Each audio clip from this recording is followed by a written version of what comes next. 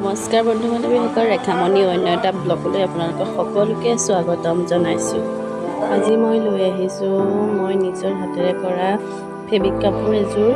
মই নিজেই সকলোখিনি কৰিছোঁ, গতিকে আপোনালোককো দেখাওঁ বুলি ভাবিলোঁ। প্ৰথমতে এয়া মই কাপোৰযোৰ ধুনীয়াকৈ দেখাই লৈছোঁ। এইখন হৈছে চাদৰখন। চাদৰখনৰ আঁচলটোত এয়া 5 পাত ফুল দিছোঁ। এনেকৈ দিছোঁ, ডিজাইনটো ধৰিব পাৰিছেই নহয়। এতিয়া মাজত এয়া সৰু সৰু বুটা দি দিছোঁ আৰু এইটো একদম বুকুতে পৰাতে দি দিছোঁ। এইখন হৈছে মেখেলাখন।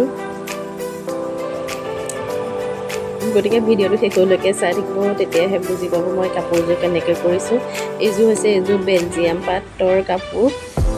মই 4টা কালাৰ লৈছোঁ। কেমেলৰ এইটো গ্ৰীণ হয় আৰু এইটো গল্ডেন, এইটো ৰেড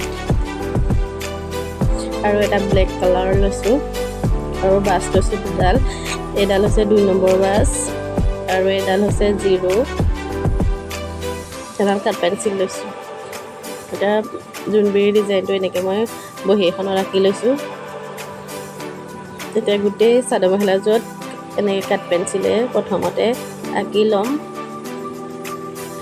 এতিয়া মই ডিজাইনটো এয়া প্ৰথমতে গল্ডেন কালাৰটো গোটেই ফুল সোপাতে মই দি লৈছোঁ। আপোনালোকে কলম ব্যৱহাৰ নকৰিব, কাট পেঞ্চিলে ব্যৱহাৰ কৰিব। ৰং কৰাৰ পাছত যাতে দাগটো ওলাই নাযায়। এতিয়া আপোনালোকে ভিডিঅ'টো শেষলৈকে চাই থাকক। কেনেকুৱা পালে কমেণ্ট কৰি জনাব কাপোৰযোৰ। এয়া মই গল্ডেন কালাৰ গোটেই কাপোৰযোৰতে দি লৈছোঁ। এতিয়া মই মাজৰ ডিজাইনটো এয়া আঁকিছোঁ।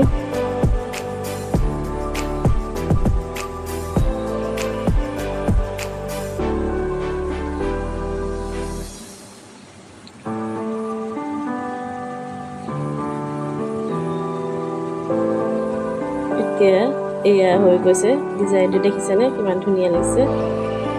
এতিয়া মই দেখাম, এইটো আচল মেইনটো হয়। এতিয়া দেখাই দিছোঁ আপোনালোকক এইটো কেনেকৈ কৰিছোঁ মই। এয়া মণি 4টাকৈ চিলাই লৈছোঁ। তাৰপাছত দহি বাতি দিছোঁ।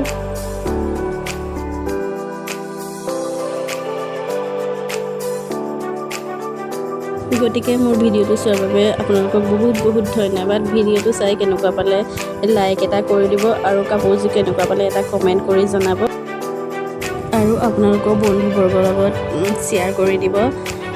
আৰু নতুন নতুন ভিডিঅ'সমূহ পাই থাকিবৰ কাৰণে মোৰ চেনেলটো ছাবস্ক্ৰাইব কৰি দিব। একেবাৰে শেষলৈ বাৰু মই আপোনালোকৰ কাপোৰযোৰ পিন্ধি দেখুৱাম। এতিয়া ভিডিঅ'টো চাই থাকক। আজিলৈ ইমানেই আছিল। আকৌ নতুন এটা ভিডিঅ'ৰ সৈতে আপোনালোকক লগ পাম। এতিয়া মই কাপোৰযোৰ পিন্ধি দেখাম আপোনালোকক। চাই থাকক ভিডিঅ'টো।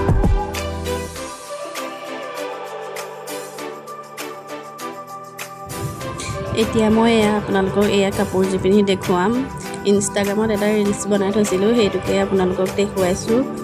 গতিকে আজিলৈ ইমানেই আছিলে। কাপোৰযোৰ কেনেকুৱা পালে এটা কমেণ্ট কৰি জনাবলৈ নাপাহৰিব।